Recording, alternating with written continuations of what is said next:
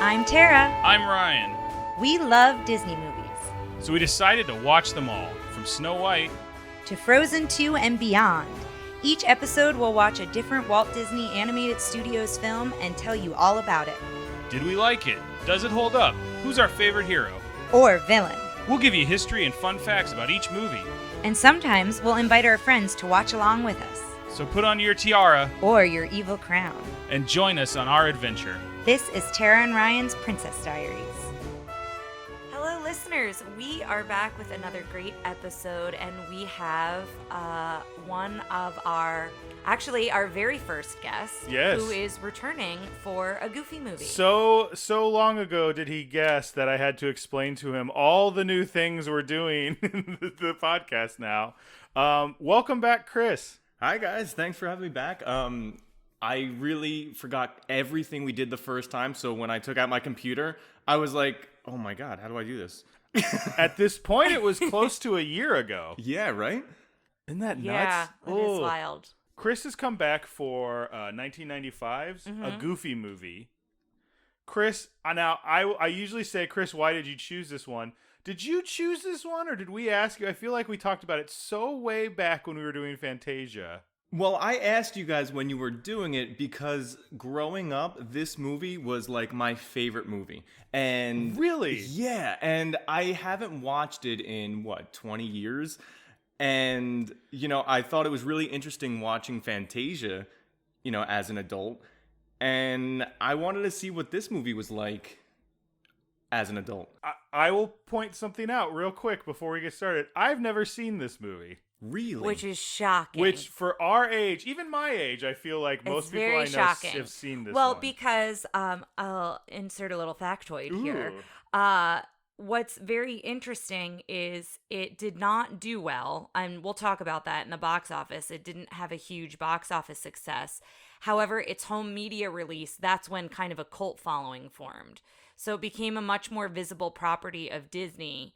And they say millennials, but I think I don't know what are we? I think you're a millennial. We're millennials. Yeah. I'm an elder millennial. Like I'm right on the cusp, and I hate it. So they say that it really spoke to millennials, and that's kind of how this cult following came to be. But a couple years ago, Target had a Powerline, they still might, had a Powerline shirt that came out. Like there was this resurgence, I feel like, in 2015 or like early 2000s, where like a whole nother group of people were getting into it too. Really? Well, early 2010s, I think. Yeah. Yeah.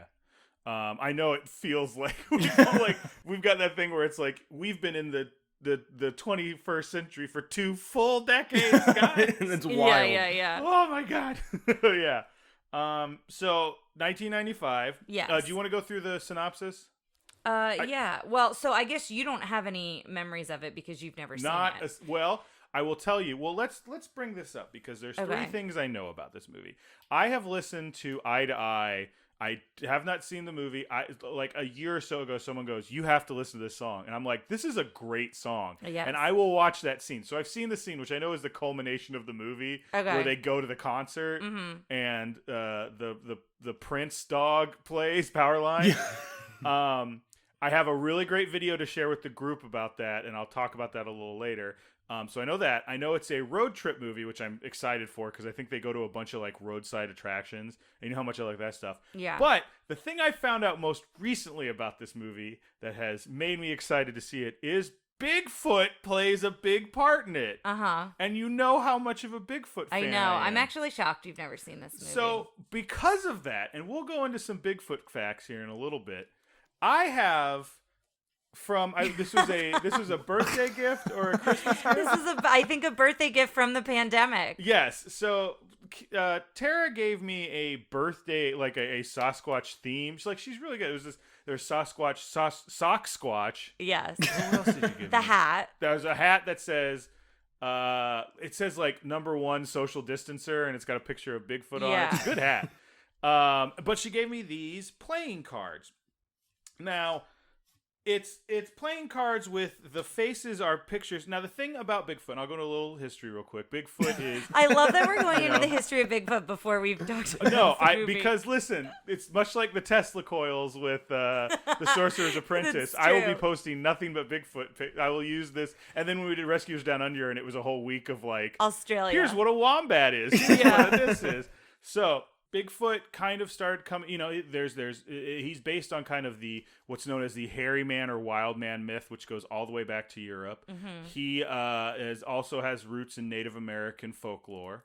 That term Sasquatch, I believe, is a Native American term. He's mostly known for being up in the Pacific Northwest. There's a movie that I can't remember the name of, the Gimlin movie or something like that, which is the very famous movie. That'll be posted on our thing. Don't worry. I'm getting through this as quick as possible. But there are many other facts about Sasquatch that people don't know, and these playing cards have little factoids. They have other big feet from because it's not just America they're from, and there's different parts of America. Like, for example, my personal favorite Sasquatch I'll probably put here is the Skunk Ape, which is from mostly known to reside in Florida. It's a little bit smaller than the traditional Bigfoot and smells bad. Really? So. Anytime. Don't they all smell bad though? Yes, when you think? But the Skunk Ape is known specifically for smelling bad, so that's he's already jumping over a high bar. So anytime any of you go, hey Ryan, how about a Bigfoot fact? I will draw a card from this and pull either a fact, a picture of a new Bigfoot. Like right now, I just put the Orang Pendak, which is apparently the Bigfoot from Sumatra. Okay. So just so we know that's there, and we'll do a little fact. Or there's also some very bad jokes in here. Great. So just anytime during this podcast, the last time I'll bring up Bigfoot, just randomly, if you guys want a little Bigfoot fact, just say, hey, Ryan, how about a Bigfoot fact? And I'll hit me with a Bigfoot fact. You want one right now? Yeah. Okay, so. Just in case I forget to do it later. This isn't really a joke. This isn't really a fact, but you can't always see Bigfoot.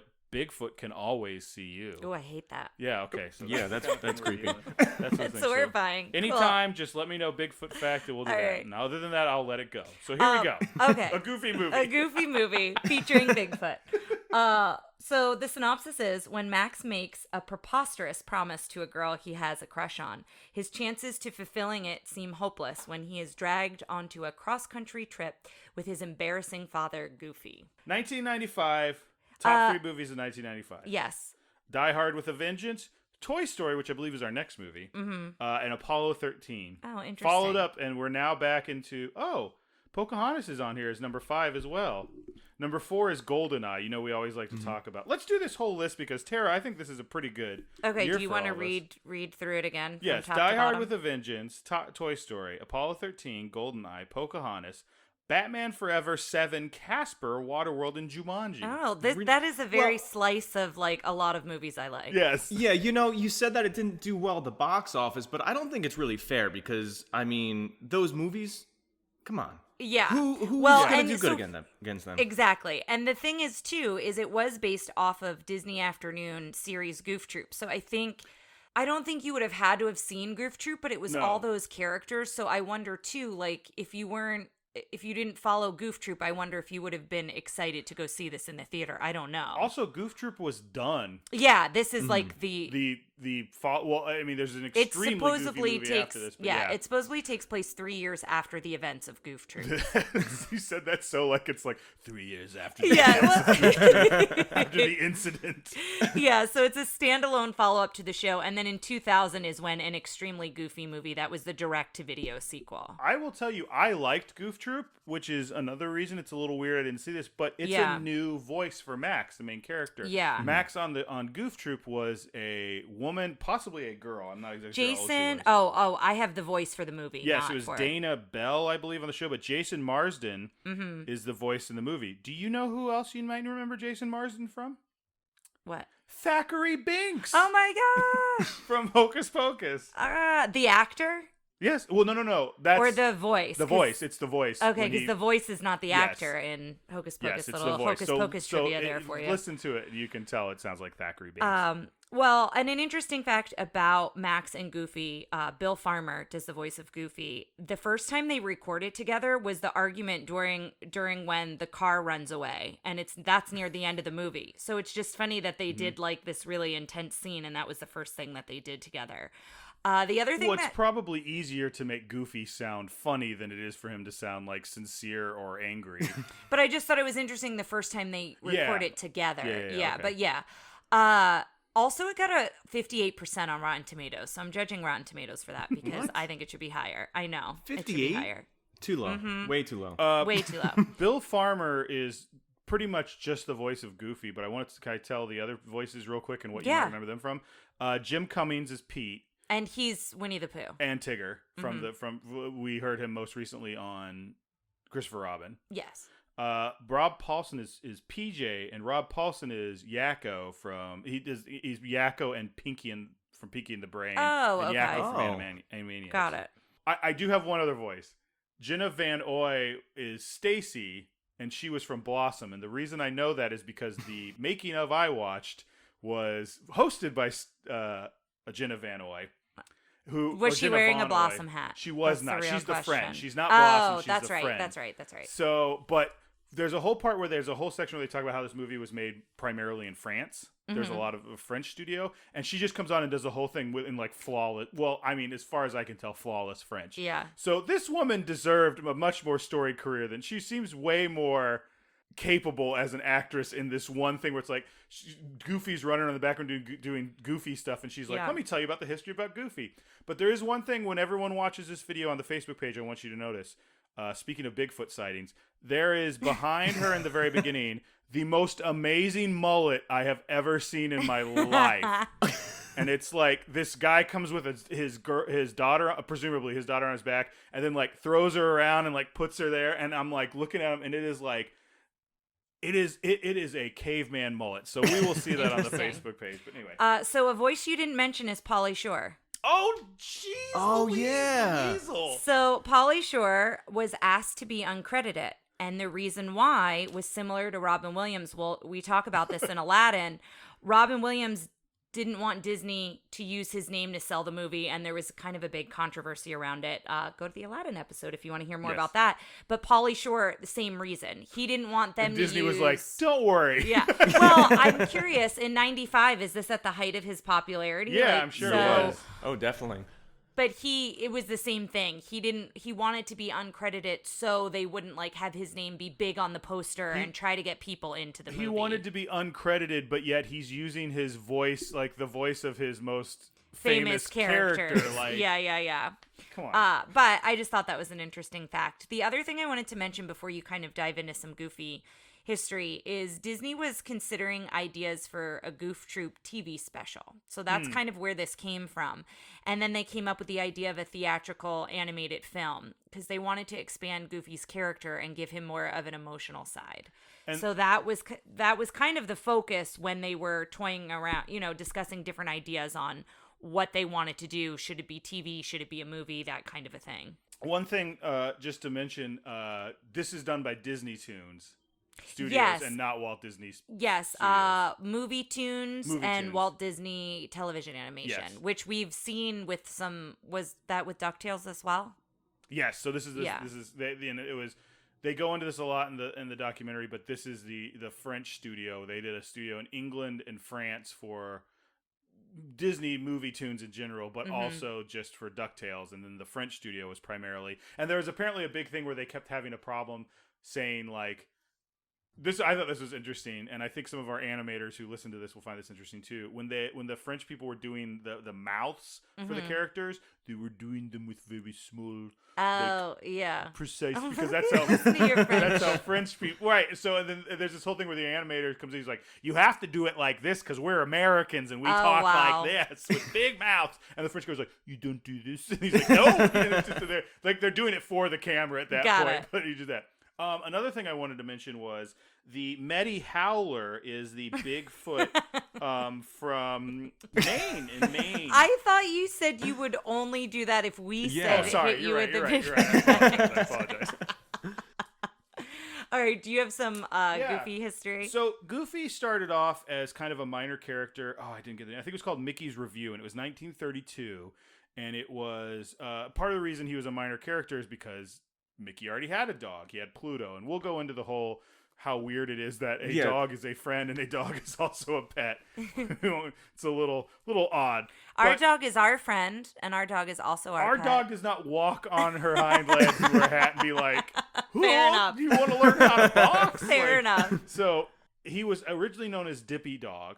Okay. Just in that scene, and he's in a very quick scene. And then Walt kind of recognized his ability, his potential for comedy, and brought him out and made him Goofy.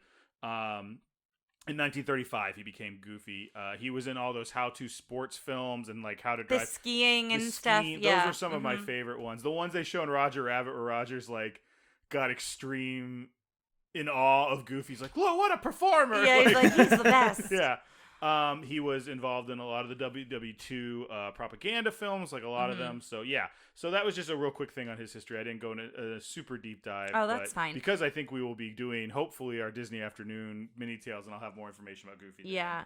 Also, the Goofy Holler, which was in a lot of those shorts that you're talking about. Yeah, so it, of course, appears in this. As the movie opens and the title shown on the screen, we should be able to hear it.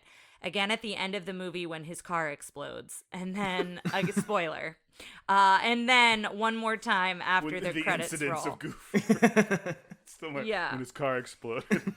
So that's kind of the things there. I have some facts on the character of Powerline.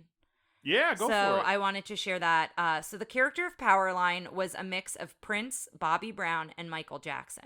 So those are who they were using as influences. And the costume worn by Powerline, that kind of yellow outfit, it was a parody of the yellow hazmat costume that was worn by Devo, how do you say it? Devo. Yeah. In 77, 78. I realized I don't think I've ever said Devo out loud. Like, I know who they are, but I don't think I've ever said their name. You're not a huge Devo fan? Yeah, I mean, I just don't think I've ever said their name. But anyway. It's short for, I think, De-Evolution, which, by the way, De-Evolution is a Bigfoot book by Max Brooks. It is You're not giving us to a World War chance. Z. Oh, okay, sorry. It's a very good book. You should check it out. The other thing I wanted to mention is Bobby Brown was originally set to voice Powerline and had recorded some of the songs and had also written some songs that weren't used in the film, but he was fired due to substance abuse issues. Okay, yeah. So, that's unfortunate. Yeah. So that's what happened there. Apparently, I think he has an album. I think it's called Forever. I didn't write this down, but I read it. He apparently reworked some of those songs and put it on an album later on. But the other thing, Ryan mentioned the song Eye to Eye. So it's the letter I, the number 2, the letter I. That was inspired by Prince's I Would Die For You, which is the number 4 and the letter U. So that was another influence with the way that they spelled it. Do you have the name of the actor they replaced, Bobby? I do not, no. Give me 1 second. Because while he may not be familiar to some of us, apparently I found he had a very large calling in I believe the black community, and his name is, where are you, Powerline? Pete, Roxanne, PJ, Principal Major, Bigfoot, by the way, voiced by our old friend Frank Welker. That's an actual movie thing. Oh, that's fun. Tevin Campbell, who I think was an R&B singer, and I looked at his career. I'm not a big R&B guy. I don't know a lot about R&B. It's too slow. I like when come on, let's go. But he had a lot of hits with that. So got it. Hit me with a Bigfoot fact. Hit you with I know you've been waiting. This is kind of a joke. If everyone was hunting you, you'd hide too. I wish these were a little. I love this gift. It's wonderful, but some of them are not exact. I mean, they're also like facts, quote unquote, about a thing that probably doesn't exist. Well, you believe it exists. I want Bigfoot to exist. I don't know that I actually believe You're exists. a part of a Bigfoot group. It's more of like just okay. Anyway. I'm sorry. It's okay if you think he exists. Do you think you're going to be judged? No, this is me legitimately working out my Bigfoot feelings. Over the air. Have you gone looking for him? I have not, but part of the reason I'm on a Facebook Bigfoot group is I've kind of want to go squatching, but I also like. There's a group based in Texas. There's not the crossover of Bigfoot hunters and like MAGA like big time Second Amendment fans. That's the thing. The one I am a part of, they do make a big deal of like there's a big thing in the Bigfoot community of should we hunt and kill him and should we like just study him or whatever. And it's interesting to me. It may not be interesting to anyone else. But I actually fall on the kill side because I have thoughts on the kill side. You want to kill Bigfoot? I don't want to kill Bigfoot, but I think one of the only ways we're going to be able to study it is the best way to study new things is like to autopsy. You can't. It's a 10-foot tall. There's not just one. There's I don't know. Yeah, but what about tag and release? So hold on one second. So part of this came from I was on your side, but part of this came from a podcast I listened to that I very highly recommend called Wild Thing. And I think they're about to start season 3, but season 2 is all about aliens. But season 1 is about Bigfoot because this woman, she found like that a great uncle she didn't know exists died. And she started studying him and he was like huge in the Bigfoot community. So it's this podcast all about, it's not really a podcast about Bigfoot. It's a podcast about the people who look for Bigfoot. Like she goes on a hunt, quote unquote. She goes on a whatever. She does all this stuff, and it's more of like this is what some people believe. Some people believe this, and like there's a whole part of the community that believe he's an alien and he has like mystical powers, and they're kind of looked down on by the rest of the community because they're like, you're really making us look bad, and it's interesting. Like, so that why whole don't thing you agree with tag and release then? It's been a while, but she talks about that on there, that the best way to get in, the best, most possible way to find one is potentially to kill it, and it's probably less dangerous for everyone involved that way. But what if there's only one? Yeah. If there's only one, he would have died a long time ago. Like, if there's only one, then he is God and we cannot kill him. Like, you know, like there's not only one thing that's been around this long. Like, I mean, can you say that with 100% certainty, Ryan? Chris, I don't think you're taking this seriously, and I don't know if I appreciate it. Well, speaking of things that are hidden, there are several hidden Mickeys in this movie. And Tara, that was masterful. Thank you. An actual Mickey. Like, so sometimes it's like Mickey's face or like a Mickey thing. So there are Mickey things in this movie, but Mickey Mouse actually appears several times in this movie too. So things to look out for. He can be spotted in the crowd of the Powerline concert, supposedly in the lower left. Oh, yeah. In the lower left portion of the crowd after the stage manager is thrown into the Diamond Vision screen. So that's kind of the moment. Is Donald in here anywhere? Yes. Yeah. So he can also be seen during the show in the auditorium when Max flies to Roxanne. Okay. So you can see him there. He's also on the roadside with Donald. So that's where Donald appears. Him and Donald appear together. And then Max has a Mickey Mouse phone on his dresser. And then the other thing is, we don't always talk about merch, but I did come across that Burger King had a line of toys. So and I think I remember like there's one of Max and Goofy in a raft, I think I had that one. But yeah, there was a line of toys from Burger King. One thing I want to talk about, speaking about that shot in Max's room, this was just an example they used about how there was like a person who was in charge of watching the French things and being like, no, because on his desk apparently was like when he hits his thing and the clock flips over, apparently originally it was 24-hour clock because that's what they have in France. Instead so they had of, to change that 12-hour, and then like there's a bunch of coins there that are all like gold, and they're like, because it looks like French money. Like, and he's like, and this is there's a big section of this thing about how hard it is to like work with another studio that's not there. And listen, to someone who's done that many times in their career, I agree. I think it's a lot easier now than it was then, because they were talking about every morning we'd have to wait for a fax with all these notes and blah, blah, blah. Oh yeah, I mean, I feel like when you were working, even with a Canadian studio, just time difference and stuff, and that's with all the tech that you have now. Well, yeah, and I know we have a few Canadian listeners who have seen me be very like ignorant of Canadian things, but yeah, I think there's some cultural differences there too. Yeah, there was this woman talked about how she She goes, I was working with this guy and he spoke that much English and I spoke that much French. And she goes, and there's a line where I guess PJ's being weird and Max looks in and goes, oh, what a goob. And she's like, got called and she goes like, what is a goob? He was like trying to figure out like, how should he look when he says that? And she was like, how do I explain what a goob is to like a French person? That's interesting. But well, Chris, I don't know if you have any other facts about it, and I know Ryan has something. Or thoughts. It doesn't have to be a fact. Yeah. A fact could be, I liked it. Well, I mean, you know, besides like the beginning of the movie and them setting up the road trip and the concert at the end, I don't remember that much of the movie. Oh yeah. I just remember those big events happening, and I had no idea that this was even made in France, and all these other facts that you guys had no clue until 5 minutes ago. Thank you for validating our podcast. Yeah, no, we always try to do deep dives in some way or another. But I know, Ryan, you had something very specific. Yes. But before we get to that, hit me with one more Bigfoot. Absolutely. Bigfoot gets around. There have been sightings on nearly every continent. And, you know, from my other note, we have stuff in Nepal and Tibet, Australia, China. Which is why you would say there isn't just Argentina. one, because there are multiple sightings everywhere. So Yes. you think there's, okay. There's either none or there's more than one. one. It's kind of how I look at it. Fair enough. It's either zero or like Or a a good ton. amount. Yeah.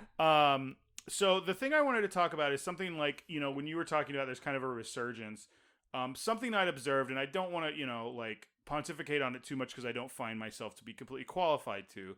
And that's that I've noticed that this movie seems to have a great impact in Black culture. Mm-hmm. Specifically with what we will call the Black nerd culture.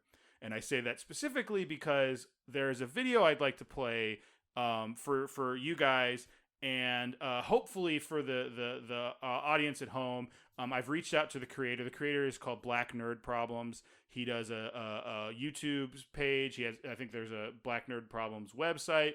And then he has a Twitter that I've been following for a while. And it's just interesting to have kind of like the crossover between, you know, my upbringing and then his, have that nerd up, you know, crossover. Yeah. So I can kind of see that perspective. You can have the similarities as well as the contrast and the differences as well. Yes. And I've reached out to him and said, would you mind me playing the audio on our podcast? So either the audio is going to play right here, or if it doesn't, there will be a link to this video in the description.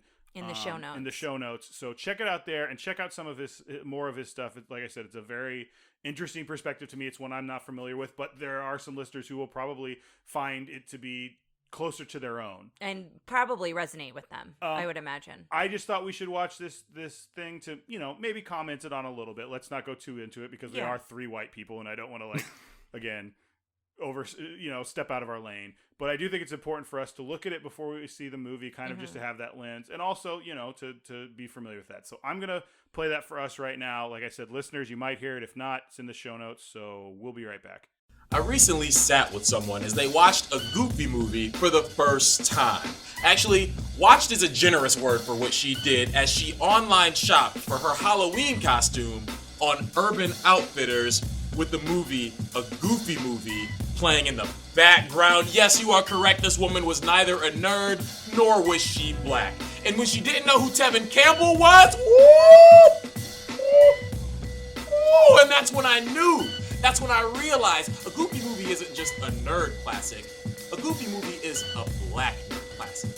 A Goofy movie is, unequivocally, the blackest Disney movie of all time. Now, before you jump up and say, well, what about The Lion King? Let me just say that the black gods of the savannah simply don't count by essence of being non-anthropomorphized. You have to walk upright on 2 feet in order to count. No disrespect to Mufasa. But while The Lion King might be one of the greatest of all time, what a Goofy movie had was something none other did, and that was Max. Max was for the black nerds, man. Think of the plot for a second. Max lied to his girl and spent the next several weeks making that lie the truth. It's already the blackest plot ever. And there really wasn't an antagonist either, which is a rarity for children's movies. I mean, there was Pete, but Pete was less of a villain than just someone whose insecurity makes them so terrible but you still want to hang out over their place because they have an N64 and you still have a Sega? Tell me you didn't have a family friend like Pete growing up. Pete rolled up to a camping trip with a bowling alley. Everybody has that friend. But a Goofy movie was never about overcoming Pete, it was about overcoming yourself. A Goofy movie was about your fears and your insecurities, what made you embarrassed, what made you happy. A Goofy movie wasn't about anyone else, a Goofy movie was about you. And let's not forget Max's persona either. Max was judged, misunderstood by a bum principal who judged him based on his baggy clothes. Alright, Max did break out into a school assembly that one time. But do you remember what Principal Mazer said about him when he was talking to Goofy on the phone? Dressed like a gang member. Your son caused the entire student body to break out into a riotous frenzy. And if I were you, Mr. Goof, I'd pay more attention to how I'm raising my son before he ends up in the electric chair. The electric chair? I mean, those are heavy words. Gang member? Riot?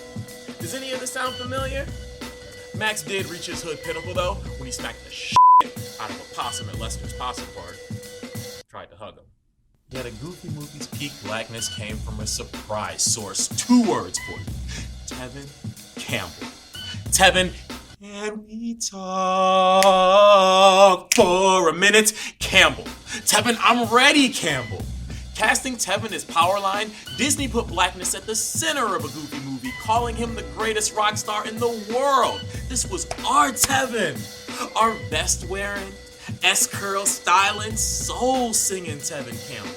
That man's voice reverberated through the entire essence of black kids in the 90s. And not limited to Powerline, that whole troop had fire.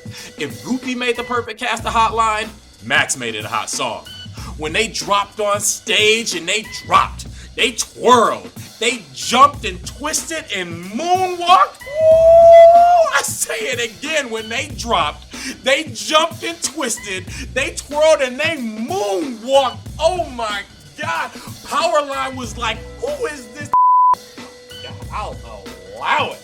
And then Roxanne and her girl recognized gang, and they started doing that jam right there in the street, son. That was fire. And in the midst of it all was the movie's climax. Not kissing Roxanne, not hugging his dad, but when Max made it on stage and his homies saw him. There is nothing more powerful in cinema than Max is on the tube. That's Max. I know him. Max was on stage, y'all, and he made it. Makes me cry every time. J. Cole made 3 albums off the strength of that moment, and they're all landfill in comparison to one bar from Pauly Shore. He did it, y'all!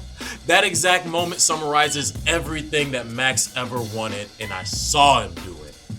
Do you have any idea what that felt like for 10-year-old me? Of course you do. You were right there too.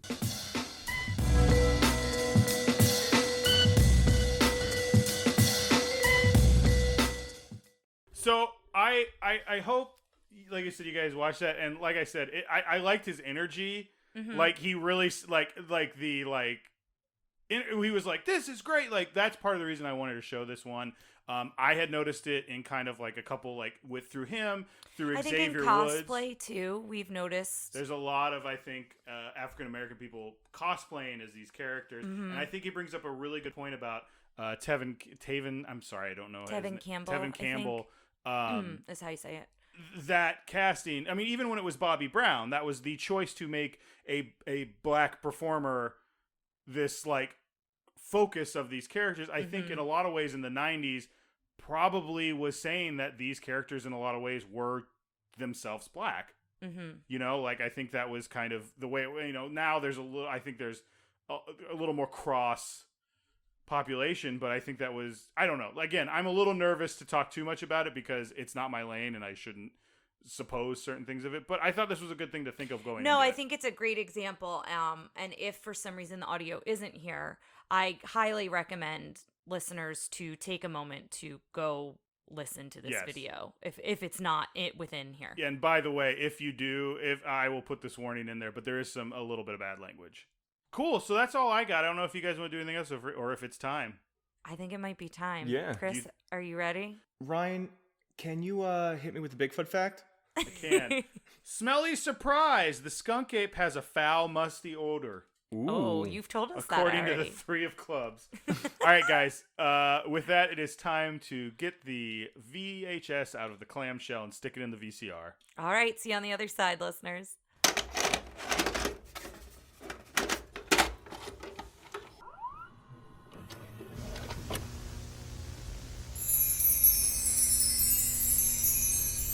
Okay, guys, we're back. That was great.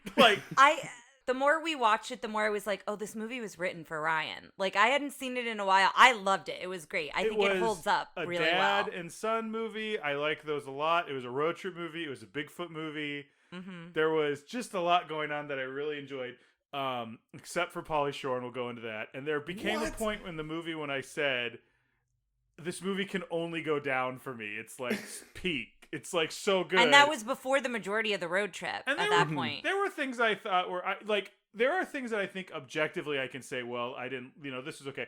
But overall, my biggest fear watching this as someone who'd never seen it before was that there was this nostalgia thing that everyone else had. And the hype. I think sometimes when people hype up a film, it doesn't live up to the hype. That wasn't going to hold up. And I watched this and I think I enjoyed it. Maybe slightly less because I'm almost 40 as opposed to 15 or whatever. Mm-hmm. But I enjoyed the heck out of this movie. Great. Yeah, it was still funny. Really good. It held up. I want to see if there's a similar road trip you can go on. I went on two road trips with my father.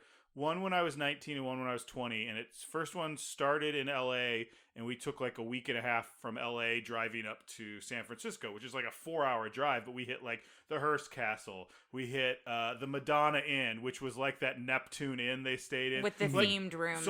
So this movie, if it had been me as Max, it would have been Ryan, do you want to go on a road trip? And I'd be like, yes, this sounds great. Let's do, it wouldn't be, hey, Ryan, I like you. Whatever, Roxanne, I'm going on a road trip to Destiny Falls, Idaho. Destiny Lake, my dad, yeah.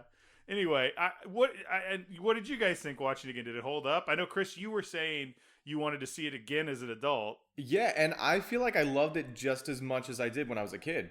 It was still funny. I was laughing along with the movie. Got emotional a couple times. Not gonna lie. Yes. Yeah, it hit at the heartstrings for me. That's an as you get older thing. I hate to tell you this, but you're gonna start watching old things. You're the youngest. I was literally tearing up when, spoiler alert, they kind of that song, which I don't think is a very good song, but I was like, oh, this song, the one when they're telling each other how they feel. Yeah. Mm-hmm. And then just the whole Powerline thing, which I've seen 20 times out of context. But now seeing it in context, yes. yeah. Mm-hmm. Yeah. No, I would agree with Chris. It definitely holds up. I laughed. I got tears in my eyes at parts. We should also say it is a musical comedy. I don't think we said that at the beginning, and Ryan was surprised he didn't realize that. Well, I think I thought it was because there's parts where it's there's a original Powerline-esque song playing and people are kind of dancing to it, but there are flat out musical moments that follow I think that Howard Ashman thing we talked about of progressing the story of when emotions reach a certain point, there is nothing we can do but sing. Mm-hmm. I think we talked about that in Beauty and the Beast, and that was that song that was kind of a silly song. The title A Goofy Movie fits this so well, not because it's just a movie about Goofy, but it's also it's a little silly, but this movie knew exactly what it was doing. Yeah. Mm-hmm. I can't speak highly enough about this movie. I'm going to be the weirdest guy in the world being like, have you guys seen a Goofy? 25 years later. And if you haven't seen it recently, stop this podcast, go watch it, because it is worth it. So one thing I did, and I'll post this video to the thing, is there was a video I found of, I guess a few years ago, they did, or maybe it was either the 20th or the 25th anniversary of the movie at, D23, the big Disney dork convention they have. They announce all sorts of new stuff that Disney's doing across the board. Yeah, they're a pretty big deal, but they did a reunion and they had everyone kind of come on stage, and then they go, well, we have someone else we want to introduce. It's I've forgotten his name already, but it's Powerline, Tivin Campbell, and you think they start playing that scene in the background, and like all the actors get up to move over one seat for him because it's a small stage. Like, it wasn't a big deal. And then 2 dancers come out, and then you just hear like him singing, and everyone goes.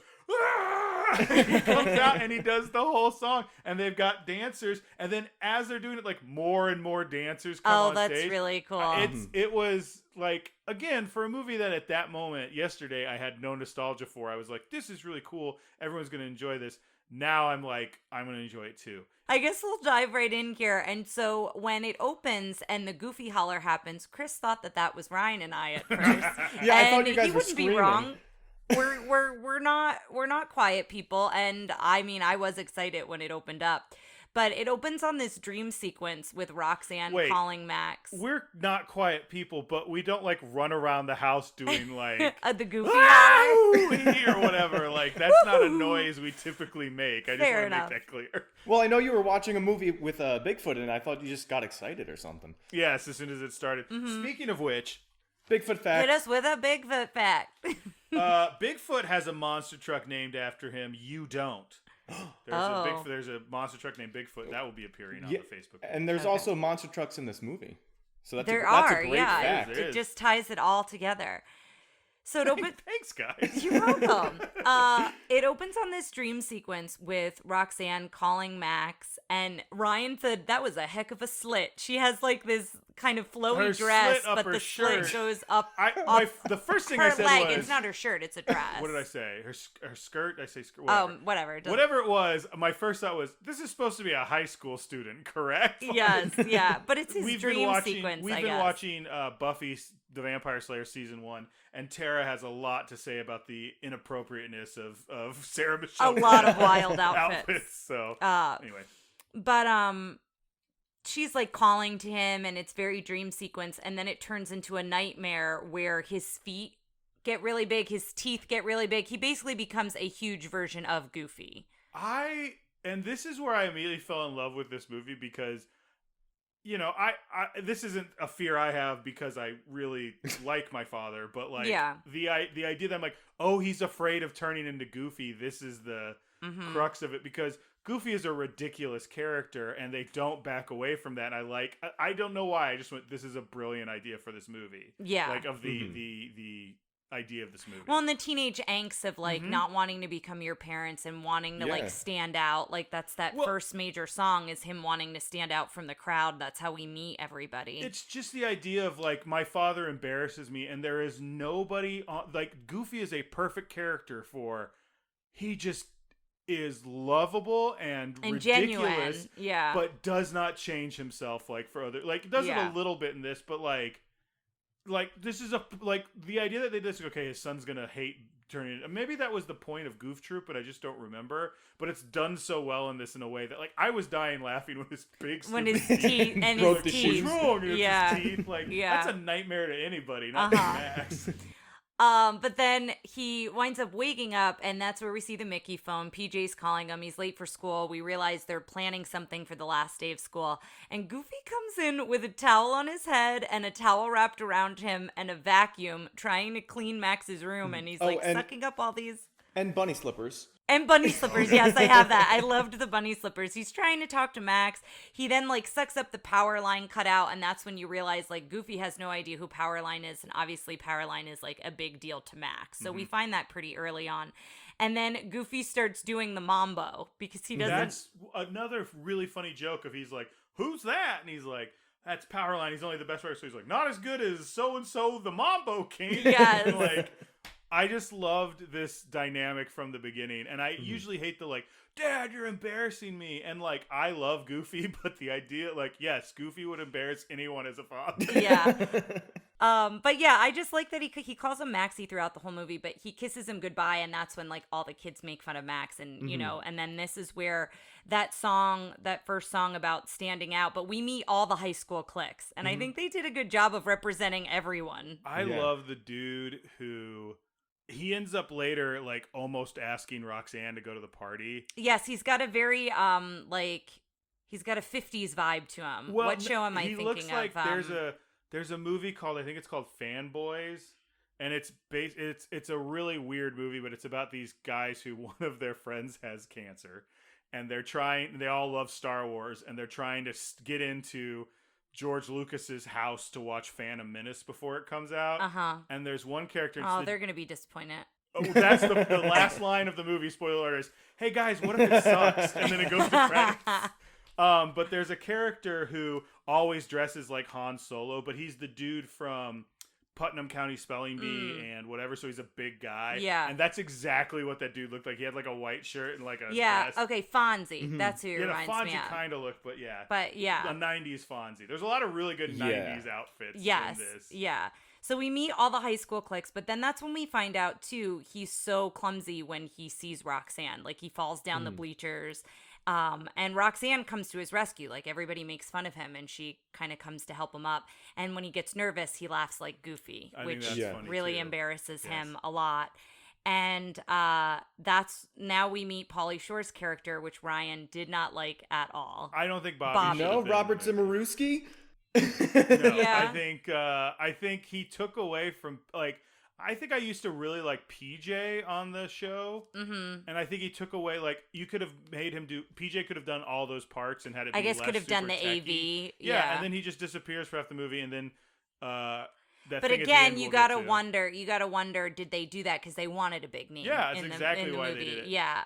But he didn't bother me as much, character. but what I will say is his lines felt a little bit more dated than everyone. I think the movie has kind of a timeless feel to it. Yes, it's a tribute to the 90s, but I think it kind of like could be in a different time, but then you hear Pauly Shore's lines, and that was a very, if you grew up in the era of Pauly Shore, like it kind of brings you right feels there. very out of place. But I mean, I gotta say though, I love Pauly Shore in it, and with the Cheese Whiz, I mean. Yeah, what was that line again? Leaning Tower Tower of Cheese. Pizza. Like, that was it. That's the only thing I liked about him. Other than that, I was like, take off. But again, that might be a nostalgia thing for us versus you like watching it now. Although it sounds like you never. I would be willing to say I've seen more Pauly Shore in my life than I think either of you have. Oh, I feel like I saw, what was that army movie he was in? I saw that in the theater. I think it might just be called. Okay, back. I will rescind that. I saw it. I've seen like Encino Man. Yeah, I've seen Encino Man. I've seen Son-in-Law. Yeah. So, but yeah. So then the Powerline concert happens essentially. Sorry, I'm jumping ahead. Well, I'm not jumping ahead to the real one, but I'm kind of jumping ahead because they mentioned how Powerline's going to be on pay-per-view. This is when Stacy, sorry, my note wasn't clear, but Stacy's great. Let's talk about Stacy, because Stacy to me feels like she's going to be an annoying Yeah, character. she totally She's got does. braces, she's got a blossom hat, like she's animated like we maybe won't like her, and she's delightful. She's great. She's a good friend to, she's obviously like president of student council or something because she's talking she's like, at the go assembly. Talk to Max. She's like, she invites everybody over. It'd be cool if you guys all hung. She's very like. There's a part later where another girl hits on Max after the concert. She's like, "Get out of here! He's Roxanne's." Like, I love that. Stacy's a really great wing woman. And then the principal comes out during the assembly and starts talking about how to not waste summer vacation. And I don't know if you caught it, but he said science slumber parties, which I just thought was an interesting idea. But then Max and Bobby and PJ hijack the assembly, and this is stand out above the crowd. This is when he kind of lip sings this, and everything's going really well. He's about to reach out and touch Roxanne's hand, and then everything kind of goes awry. Like everything falls apart, the music stops. And when it all stops, there's like something from the school play behind them, and it's like the skull and crossbones and what looks like Ariel from The Little Mermaid as a wooden cutout. So that was kind of fun. And then we cut to Goofy being a photographer, which Ryan, you said was his perfect job, and it really is. Like, for him to be a child photographer. He's trying to make kids. Little babies laugh, and he's really and he sweet swallows with the it. squeaker. Yes, and then behind him we said was Mufasa. Who's Mustafa? I don't know. And what looks like Bambi too. Yes. And then Pete, Ryan always asks this question. I think you did you mention it in DuckTales? I might have brought it up on the podcast, but I can't remember. You bring it up a lot because it rocked your world. Well, it's to find because he this doesn't out. have a tail in this. And to me, a cat should have a long tail. But if you look at his first appearance in Steamboat Willie, he's got a long tail. Got it. Like, he looks Ryan way more never like a knew cat he was a than- cat. I I thought don't he know was a that I ever short-tailed thought dog. about what animal he was. I don't know that I ever put much that he thought was a into cat. it. Well, I mean, he's like Mickey's. Originally, he's Mickey's nemesis, so cat makes sense. Oh, cat and mouse. Yeah, that does make sense. But Pete is also, they work together, and it's so funny because you can tell like how at ease Goofy is, and there's definitely this jealous competition with Pete. Goofy's unaware of it, but Pete is very much like, you know, the mom says how good Goofy is with children, and then Pete kind of tries to prove that. He and puts this little Velcro girl, on her diaper. it's so funny. Yeah, he like Velcros her down so she'll stay with like this sticky paper to sit. Which is funny later because he looks in the thing and the diaper's just sitting there on this little naked little. Yes, and that's the first appearance of the nuns. There These are nuns everywhere throughout this whole movie. Everywhere. They basically follow Goofy and Max on their road trip. Oh, I was just gonna say I have a nun count going, and I had 6. I thought you say I have nun cards for nun facts. If you guys want to just say 6, yeah. I Just tried let to me write know. them down every time we saw them too, but yeah, they appear 6 times, Yeah. including at the Powerline concert. Do you think there's anything French with that? I feel like I don't know. I'm re-including curious, them in the background maybe something more. but I'm also curious. You kept mentioning French, but like, did they write the story as They well didn't as write the animate story, it? but like throwing characters in the background is not part of the script, right? That's like a when good they point. show up on the road, Yeah. like that to me is like that's the time they use them, and then later they go, "Oh, we have these designs. Let's put That's them here." let's put true. 'em-" Yeah, maybe. But like, I want the story of the nuns. I want like Yeah, I the want their road Rosencrantz and Guildenstern of the nuns. I in want to this follow movie. the nuns' road trip. Yeah, were they going from church to church along the way? No, but, they were going to the Powerline concert. everything they were going. yeah, but they to. had to stop. Oh, you think places their along stops the that way. when Yeah. we didn't see them, they were Yes, at church. yeah. Oh. But then it cuts to the principal's office, and that's where the Leaning Tower of Chisa is mentioned, because Bobby's there. They're all waiting to be seen by the principal. PJ comes out and looks pretty scared. And I wrote here, I like that Roxanne liked him without everything. Like, Roxanne sees him, and Max is pretty bummed. And this Stacey is when, like, go talk to him. Yeah. yeah, Good old Stacey encourages her. And you can tell that she's liked him from even before he did all the Powerline stuff.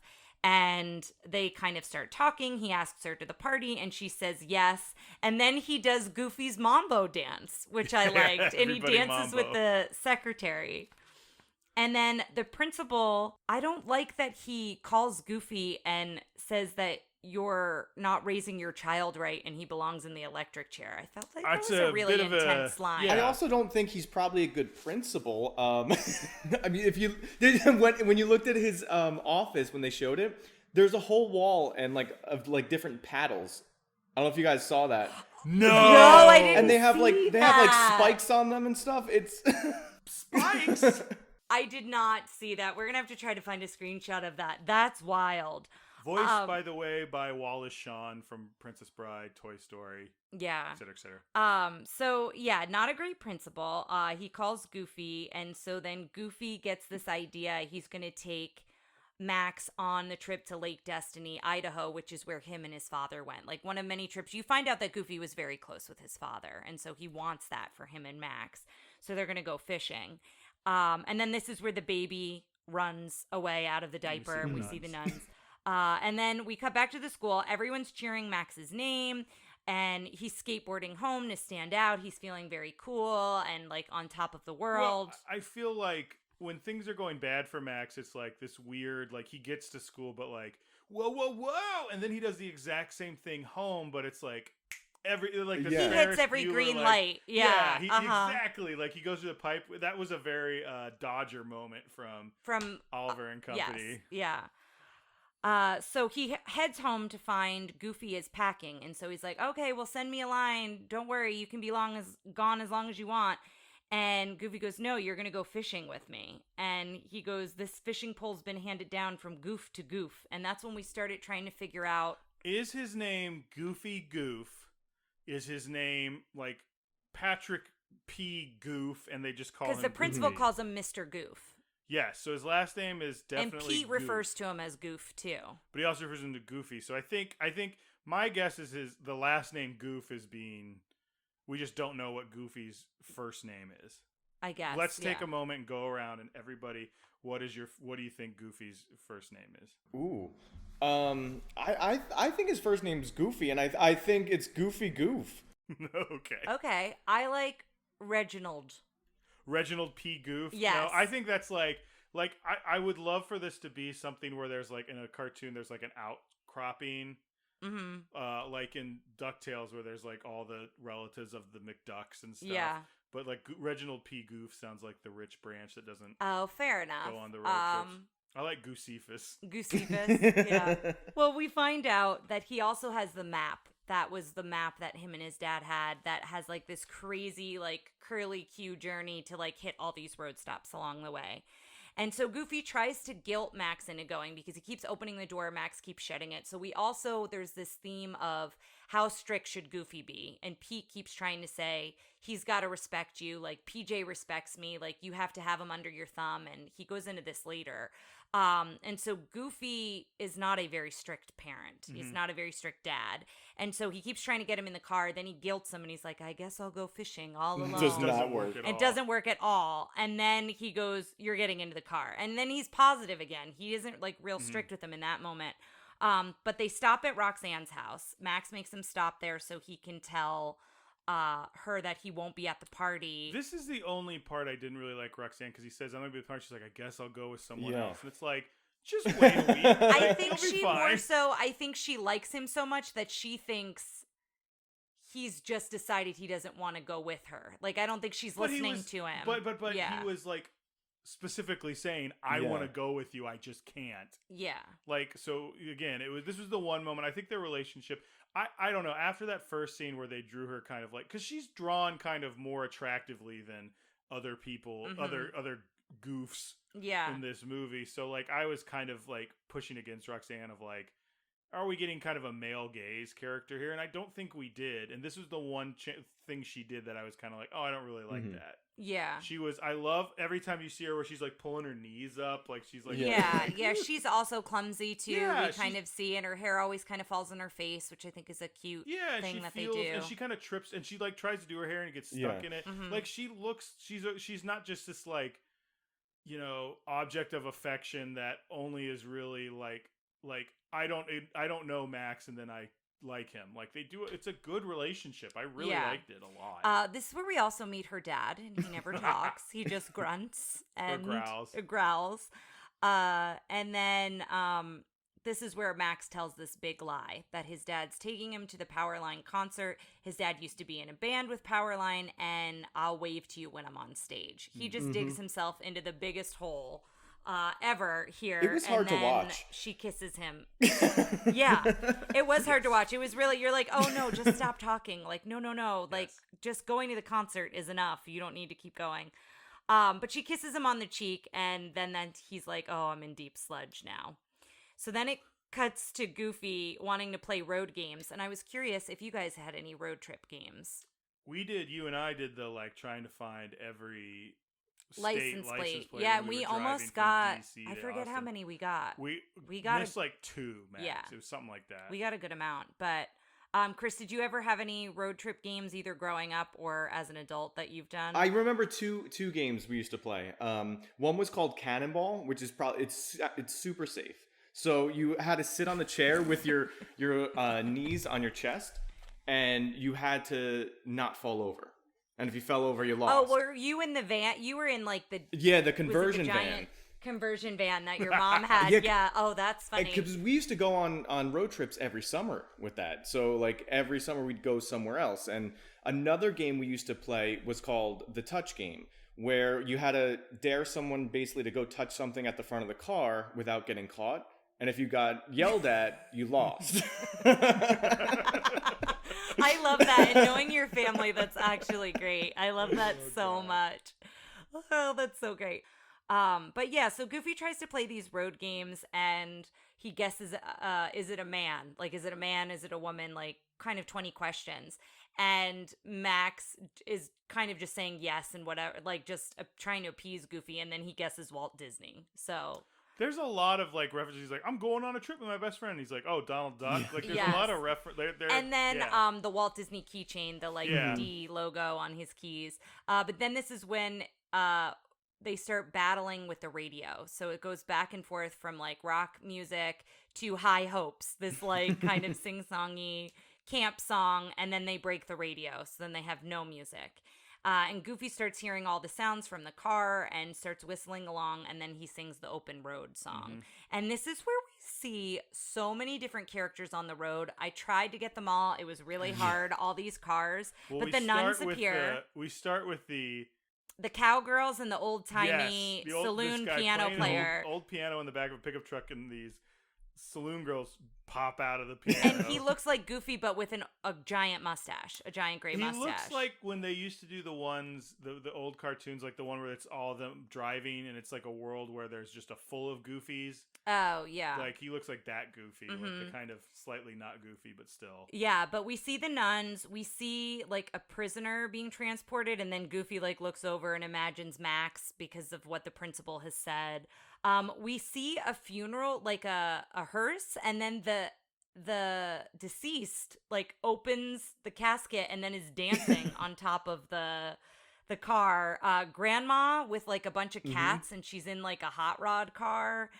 We see a bride and a groom, and the groom, like, parachutes into the car.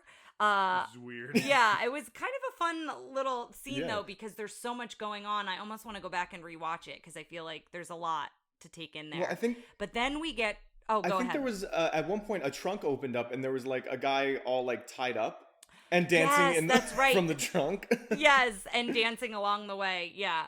But then we get to, I think... this is where Ryan was like, it's only going to go downhill from here, and that's Lester's Possum Park. So no, it was before that, but then Lester's Park, I was like, I wasn't worried anymore. Yeah, so the Possum Posse and the Possum Jamboree. They essentially pull up to the Country Bear Jamboree, but it's all possums. And you guys laughed really hard at this too. The dude introduces like, "Hi, I'm here for Lester's Possum." Yeah, like, could not care. And like the possums start kind of breaking down. He like elbows the animatronics. I loved how they were the design of all the nails that were like sticking out of them. Yes, it's it's clearly making fun of Disney, but more specifically the Country Bear Jamboree. And Max is like, this is so cheesy. And then there's a part later where he goes, I didn't drive all this way to come to some park and see a rat. And I was like, wow. Yeah, like, because they also have the hats, which are essentially Goofy hats, but they're possums. Yeah. Which, listeners, I did a cursory search on Etsy and I couldn't find anything. I found a lot of Lester's Possum Park shirts, but if any of you can find a Lester's Possum Park hat, let me know. I think I need one of these. Yes, it was pretty good. But then we see like Possum, Lester the Possum, walking around. He tries to hug Max, and Max is like, absolutely not. And then all the kids tackle him. That was another really funny and drag him off the screen. Yes, and drag him off. And then Goofy takes a picture with the possums, and he's hanging from the branch with them. And then that's when everyone starts making fun of Goofy. And so, again, like, Goofy is either not aware of it or just doesn't care. Like, Goofy is just having such a good time. I just don't think that stuff phases him, but it obviously phases Max. Max gets super embarrassed. They're calling Goofy a dork, and he's, like, Dork Jr. And then one of the possums, the whole branch falls, and one of the live possums goes, like, under Max's shirt. And so Goofy thinks Max is dancing, and then they all start dancing. There's a lot of, like, horrifying close-ups in this scene, and I made the comment, is this what the French think of Americans? Well, how hard do you think it was for, like, the communication for this scene? To explain Chuck E. Cheese to these guys? Yeah, to explain Chuck E. Cheese. I mean, do they even have possums in France? I don't know if they have them there. Yeah, that's a good question. I wonder if Euro Disney has the Country Bear Jamboree and they could point to that. Maybe as a reference point, or send them a video. I guess they could send them a video of the Country Bear Jamboree, but I think that they succeeded in the feel of this place for sure. And then it starts raining. Max tries to hitchhike. He's trying to get away from Goofy, and Goofy's like, "I thought we were having fun." And it's just this really, it kind of is like a bummed out scene at the end because you're bummed out for both of them. Like Goofy's just trying to have fun, and he's trying so hard with Max, and he's timid, but he's trying. And they set up camp, and he wants him to get some fishing practice in. And then this is when Pete shows up with the RV. Like over Goofy's tent. Yeah, and it cuts down trees, and like it's this really intense RV that has anything you could ever want in it. It has a bowling alley on the roof. It's a hot tub. He comes out of like a steam room or whatever.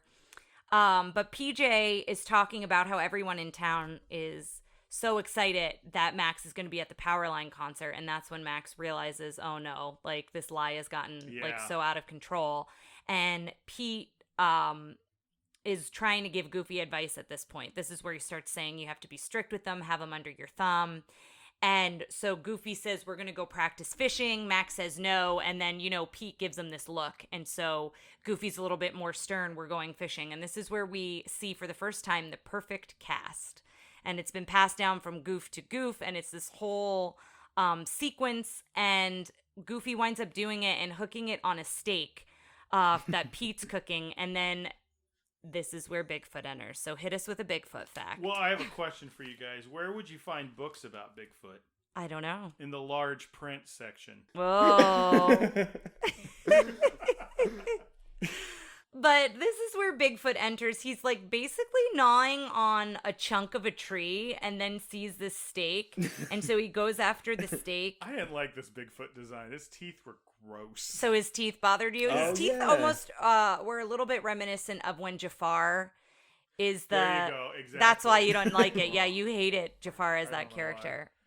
Bad dentistry, I guess, in cartoon form bothers me. But there's this whole sequence. It's really one you just have to watch of like Goofy trying to get footage of Bigfoot and like everyone freaking out about Bigfoot. Pete like leaves in the RV.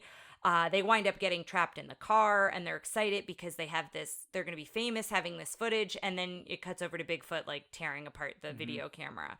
And then he throws the keys. So now they can't leave. And they're hunkered down in the car. And then at one point, Bigfoot is entertaining them and himself with sock puppets, which I really loved. And then he's listening to the Bee Gees, Staying Alive. And we get like a disco Bigfoot for a little bit. Bigfoot's pretty great. I love it. It's really, really great. And we talked about, so just to bring this up and kind of some eyes on this, we talked about, if there's a villain in this movie, do we think it's Bigfoot? I argued that he's similar in obstacle to Chef Louie, but we decided at the end, I guess, we don't think Bigfoot's a villain. This movie doesn't really seem to have a villain. It doesn't feel like it has a villain. I don't know. I put it up to the people at home, if you guys all listen to this and really want us to rank Bigfoot amongst the villains, let us know. We'll get Chris back. We'll do it. Yes. And we'll let you know where he fits into the group. But for now, there is no villain in this movie. Yes. Quick question. Does Disney own Bigfoot now? Do you want to know a Bigfoot fact? Oh, no, sorry. What'd you say? Does Disney own Bigfoot now? Ooh. No. I think Bigfoot's royalty free.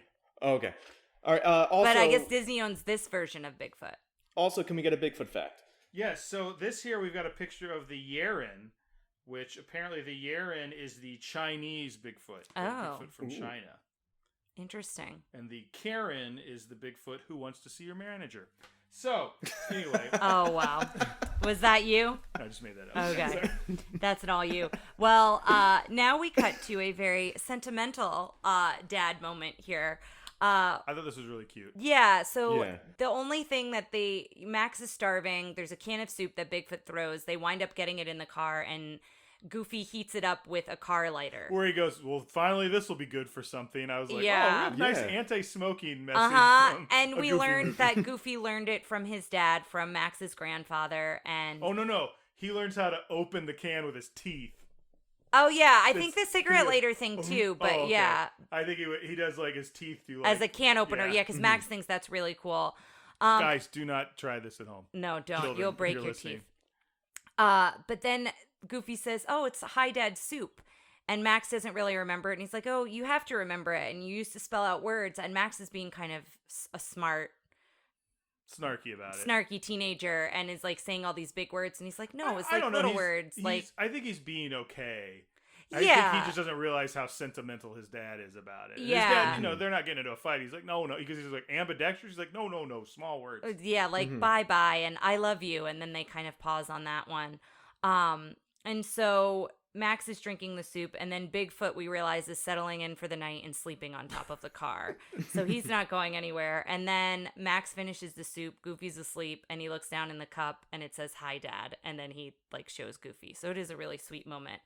But then Bigfoot and Goofy are snoring, and Max cannot get any sleep. So he tries to write a postcard to Roxanne, and basically he realizes it doesn't matter if he comes clean or not. Like, if he continues the lie or comes clean, he's in trouble either way.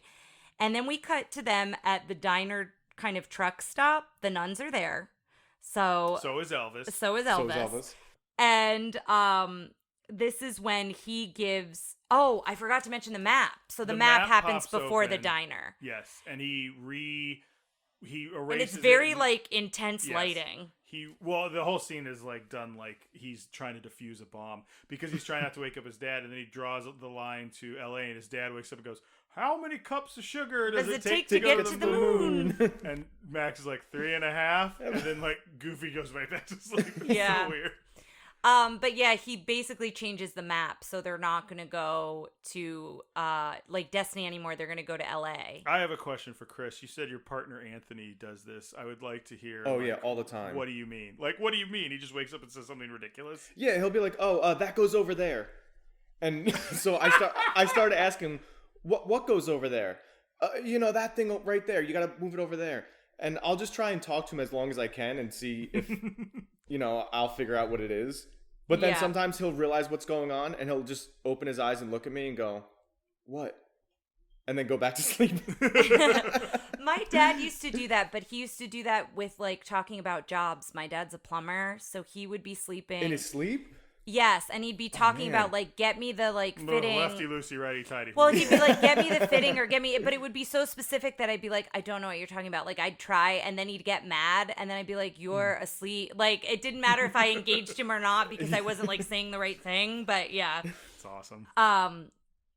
But yeah, so we find out he changes the map, and at this point, we think Goofy's going to still be the one navigating because he has been. And so now we're at the diner, and he announces to everyone in the diner, I'm giving you the navigation skills. You can pick all the stops from here on out. I trust you, everywhere from here to Destiny. And so then we see some of the places they go. They go to the beach, and they're on water skis or jet skis. They're at the monster truck rally, which we saw the nuns there, right? Yes, we spotted the nuns at the monster trucks. They go to the House of Yarn. They go to... Well, that's when Max starts kind of realizing that Goofy isn't having as much fun as he has, which I thought was really a cute moment. Yeah, because they do the roller coaster before the House of Yarn. And then he goes, "Well, let's go to the House of Yarn. Let's go to this mime in New York." Yeah, they go to Carl's butt cavern, and they take a picture, and then all these bats come out at them. They go to a baseball game. And then they end up at Neptune Inn, which is a sea shanty themed inn with water beds. Oh, not a shanty, my dear. That was underwater. I guess kingdom. That's true. Yeah. The beds had fish. The water beds had fish. Oh, in that's them. right. The light switch was another mermaid. It was. I want to stay wherever this is. The lights were pufferfish, right? Oh, yeah. Sure. Yeah, they were. Yeah, I think there was a mermaid light on the wall too. Yeah. Mm-hmm. But Pete shows up and he's like, "Hey, would you mind? We're just gonna hook up the RV. It's no big deal." And it's the biggest extension cord you've ever seen, and it basically trashes through all the holes. Did you see the water beds were all leaking when they come back with pizza? Yes. Because the cord's on top of it. But PJ and Max are talking about how Max changed the map, and Pete overhears this. And so Goofy goes to go into the hot tub, and Pete's like, "Oh, it looks like you're getting along really well." And when they walk into the hotel room, you can see Pete's jealous because at that point, Goofy and Max are joking and getting along really well. That's funny. I never felt I thought Pete was jealous. I guess, I've been looking. I don't know. I just picked up on he seemed kind of annoyed that they were getting along so well. And I think that's why he kind of drives this wedge into Goofy here, and makes it a point to get involved. But he's like, "Oh, no problems." And he's like, "Your kid's duping you. He changed the map. And, you can't help it if he's a bad kid." And this is where Goofy's like, "I don't believe you. I trust my son. I'm not going to check the map." And so you can see Goofy really struggles. He goes into the car, and there's something weird with the glove box that if you hit anywhere in the car. it keeps popping open. And so it pops open and Goofy sees it, and he's so sad. Max breaks Goofy over this. He's so sad. He goes to bed without talking to them. And then they're back in the car, and Goofy's face, when they're in the car, he's just really sad. And he's like, "Okay, this is the junction. California or Idaho is the sign." It's probably a sign 66. somewhere. Yeah. See if I can find one. I don't believe Idaho is on the Route 66 path, but I could be wrong. So left or right, and Max picks left, which goes to LA, and Goofy is so angry, and that's one of the best faces. Like, Goofy's angry, like, face in that moment was so good. It looks like, to me, when after Friend Like Me, when Aladdin's like, can't even bring people back from the dead, and it, like, the genie, like, slowly reveals his face. Yes. That angry Yeah. look. But then Goofy winds up pulling over kind of in this canyon area. I don't know if it's supposed to feel like the Grand Canyon, but that kind of is what it looks like behind it, and he storms out of the car, and they start arguing, and the car's not in park, and Max leans on the car, and the car basically runs away, and they're fighting about you ruin everything, and, you know, they're just going back and forth about everything that's happened, and now the car's in the water, and this is where we heard music that was very reminiscent of Copeland, but Chris, you said it sounded like it was, but it was, the melody was reversed. Yeah, it was backwards, or like the intervals were switched, like instead of going up, they were going down. And I was thinking about it, and it probably has to do with public domain, because they also played Ride of the Valkyries when Pete's Camper came in. Oh, earlier. yeah. And but for this, they wouldn't have been able to use Copeland's Rodeo. They would have to pay rights on it. For those of you who, like me, maybe don't know what Copeland's Rodeo is, it's the Beef, It's What's for Dinner music. Yes. Yes. And you thought that the beef company...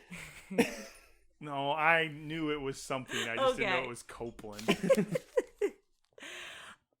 So then... Listen to these two music nerds. I can't help it, man. I took music history. Bullying in my me. brain. So this is where Max is like, I want my own life. You know, I've got my own life. I don't want you in it. And Goofy says, I want to be a part of it. And it was just such a, like, heartbreaking moment that, like, they both want different things, but they also don't know what's going on with the other one, like why the other one feels the way they do. And so they're floating on the car, and then this is where they sing the song we were talking about, where I think we all got a little emotional, Nobody Else But You.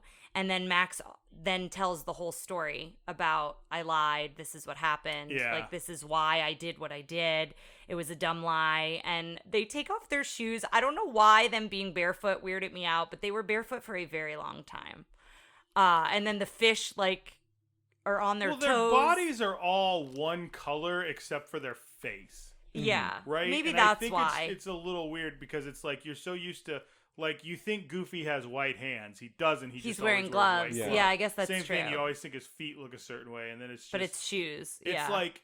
It's a solid color. There's no detail of, like, toenails or anything. Yeah. It's just solid one color. That's true. Maybe that was But he why, still had the toes, which was kind of weird. I don't know. I thought his It feet just looks like a weird. blob. Yeah. Yeah. But Goofy then... got weird feet. Yeah. What did I write here? The rapids. You're like, hey guys, there's some rapids coming up. Like all they're of a having sudden the thing, water. and the animators are like teasing out like of course there's a waterfall coming up. Anytime like a cartoon falls into a river, there's gonna be a waterfall at some point.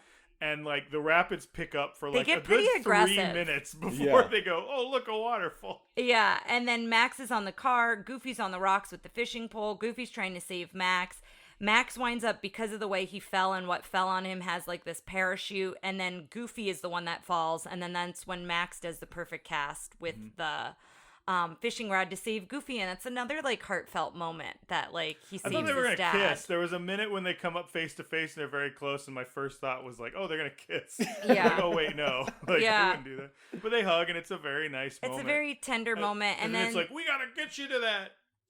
Yeah, Goofy's like, we'll do it. Like, we'll get you there. And so then we see the nuns parking at the Powerline concert. To the Powerline. We don't really get how they get from this canyon. And I'm okay with that because this whole movie I've been like, I want to see the Powerline concert. And they sneak in through instrument cases, which I thought was kind of a fun way in, through like a guitar case and a drum case. We noticed at the concert that they've got Tesla coils, which I do not apologize for the week of Tesla coil music on the Facebook page. I think it was wonderful and enlightening. And it connects enlightening. It connects with our Sorcerer's. It connects with our Sorcerer's Apprentice minisode if you haven't listened to that. But Goofy winds up getting in the globe of the Tesla coil.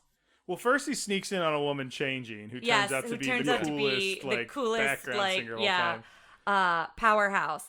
But Goofy winds up getting on stage first, and Max is getting chased by security and is kind of up in the lights, and Max says, do the perfect cast. And so Goofy does that, and it turns into this dance. The most, tropey thing is they go, that's a cool dance! And they do the whatever. Because the original perfect cast does not end with a moonwalk, but this one does. No, but this one does, and it's really great. And it's just, such a joyous moment, and it's another moment to get teary-eyed. But, Max gets on stage. Yeah, and it cuts back to everybody watching at home at Stacy's. And Roxanne's great. And then, he starts doing the perfect cast, and then Stacy and Roxanne start doing it, but then, something gets dropped. Oh, Bobby drops his thing of cheese. And then, him and Stacy cross hands and get this starry look, and I'm like, Stacy, girl, you can do so much better. Yeah, Ryan did not like that Bobby and Stacy get together. No, ma'am. Maybe you it's are just a valedictorian? summer fling. It's just a summer fling. She is slumming it hard. And I don't like it. But it cuts back to them showing up at Roxanne's, and I would just love to know how they got the car from that waterfall. But they felt appear like in the a car. very planes, trains, and automobiles moment where they're like, do you think this car is safe for highway driving? Oh, yeah, I think it's all right. They get up off they're stuck to the seats. But Max basically comes clean to her and tells her, everything.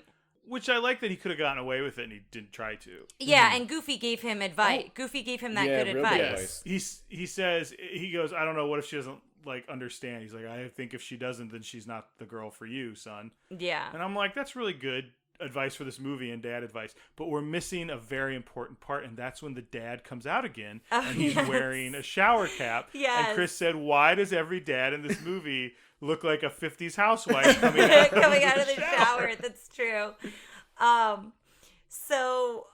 Except for Pete, Pete goes, lady's getting restless. Hey, girl. When Pete goes into the hot tub, he's wearing a Speedo. So Pete lets it there on. was a little bit of a bulge there that I was not. I mean, we're not talking full-on David Bowie Labyrinth, but it was a little inappropriate. But he comes clean to her, and she shares with him that this is where we get the confirmation that she's liked him from the moment she first heard him laugh. Mm-hmm. And so we realize it's the laugh, that's the Goofy laugh that he's so insecure about, and she loves it. So I thought that was a sweet moment, too. And then Max kisses her, which I really liked. Yeah. I like that she didn't I like that he made a move and she, it was... And it was reciprocated, I think. Yeah. No, I just mean, I think in movies like that, it's the guy going, well, I don't know. And then she kisses him. He's like, everything's fine. And I like that it was you see him he's like, I'm bold now. I'll do it. Yeah. Mm-hmm. And then Goofy's car explodes. Yeah. Goofy tries to, fix the bumper and, kicks it. And then the little car explodes. And he, soars up to the sky and crashes through the roof on her porch. Yes. And then I thought it was sweet that he introduces, this is my dad.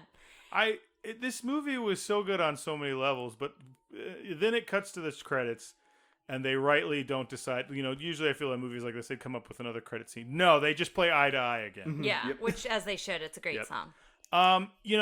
Typically we have questions at the end. I think we did that with you, Chris. I think so. So let's go over our questions. How was the princess? I think the princess in this movie, I think it's... I'm going to say Max. Yeah. I think Max is the princess. And while remember when I was a kid, I didn't want to watch it because they changed his voice. I love his new voice in this. Did you pick up on any of the Thackeray Binks of it all? I did not, no. Mm-hmm. Oh, we're going to have to see a comparison video or something. I liked him a lot. What did you guys think? I loved him. I really liked Max a lot. I liked his singing voice too. You said you didn't care for his singing voice. I didn't mind it. I think all the songs were very talk singy and not necessarily good singers, except for... Oh, I didn't feel that way. You know what I mean? I don't mean it's necessarily bad, because if you put me in a musical, guess what I would do? I was talk sing.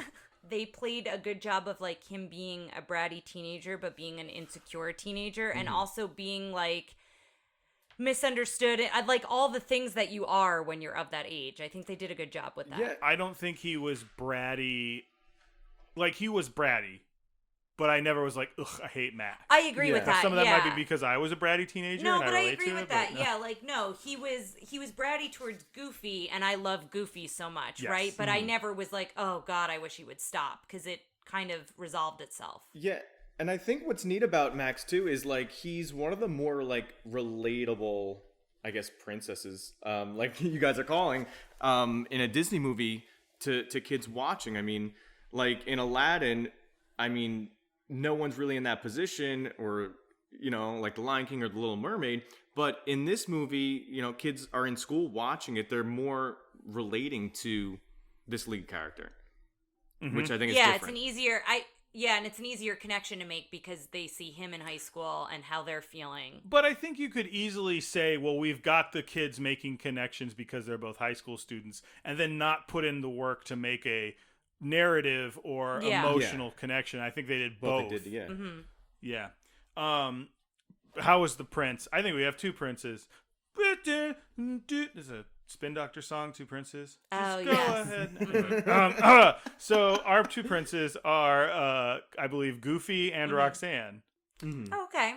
I loved both of them. I mean, I love Goofy. Goofy's one of my favorite characters, and I think they did what they set out to do. They wanted to make him more emotional, more than just like a silly character, and I think they did that here. Well, I think they put him in the 90s, and I think they tried putting a lot of classic characters in the 90s, like in all of the fiction, Disney Afternoon, not just and Disney. Stuff? Oh, okay. And sometimes it's like, well, how are we gonna make him? Because do you remember like Yogi Bear and stuff like that, where it was like, I'm Yogi Bear, but it's the 90s. Oh wow, there were like cartoons like that. They were like, and then we're kids, and they did. Okay, we're gonna take Goofy, we're gonna put him in the 90s, but the joke is we're gonna have a new character who's more of a 90s kid, but Goofy is gonna be that dad. Mm-hmm. And it was great. I loved Goofy in this. Yeah, I love him too. He was great. He's so charming, and I loved Goofy. And so genuine, like just a genuine love. And Roxanne, I think we've gushed on already, but I really liked her as well. Absolutely, she was great. Sorry, I don't have my things up. That's the wrong tab. Sidekicks and henchmen. I love PJ. I do too. Yeah, I really Yeah. liked PJ a lot. Yes, I like PJ very much. Did not like Bobby. That was my take on him. I know you guys felt differently, but I mean, I didn't love Bobby, but he didn't bother me like he bothered you. he was just he did so feel a little eye-rolly. out of place, I will say. Watching it as an adult, like I will say, because it's that iconic Pauly Shore like character voice, he did feel a little out of place with the rest of the characters in the movie. But favorite musical number? Ooh. Oh, Eye to Eye, no question. No question. I don't know. I kind of like the Powerline song at the concert. That's the Powerline song at the concert, is Eye to Eye. Oh, it is? Oh. Yes, Sorry. that's the name of the song. I thought that was the song they Call were yourself singing. a fan? What was the song they were singing in the river? in the beginning, in the river was Nobody Else But You. Oh, yeah. Yeah, and then I really like the Standout song that he sings. That's a Powerline song. Oh, yeah. I really like Eye to Eye, but I don't know. I connect with that Standout song for some reason. That one, I just really was excited to hear that one. Does it hold up?